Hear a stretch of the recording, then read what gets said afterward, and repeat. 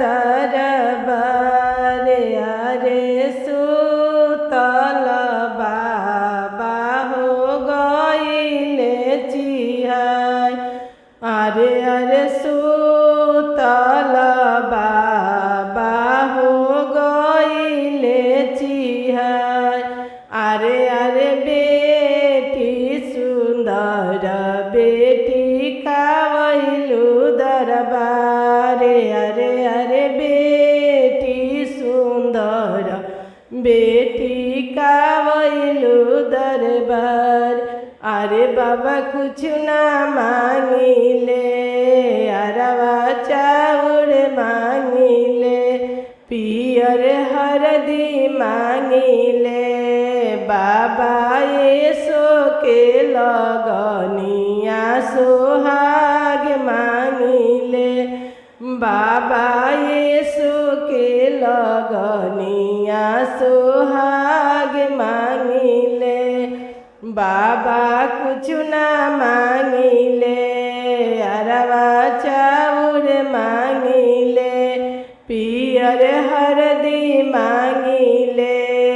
बाबा येसो के लगनिया सोहाग मांगिले बाबा येसो के लगनिया सोहाग मांगिले अरे बेटी जोग सीखे चलली भैया के आंगना अरे बेटी जोग सीखे चलली चाचा के आंगना अरे बाबा सुतल चाचा उठी गइले चिहाय अरे बाबा सुतल भैया उठी गइले चिहाय अरे बेटी कावैलु दरबार अरे अरे बेटी सुंदर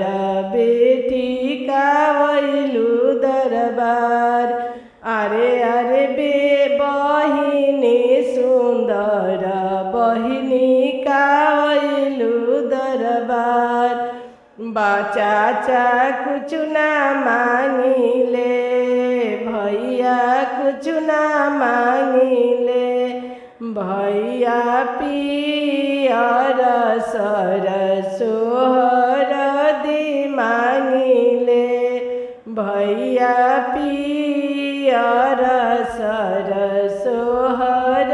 दी मांगिले भैया येसो के लगनिया सजनवा मांगिले भैया येसो के लगनिया सजनवा मांगिले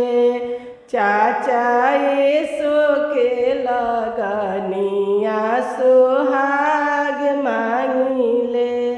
चाचा येसो के लगनिया सोहाग मांगिले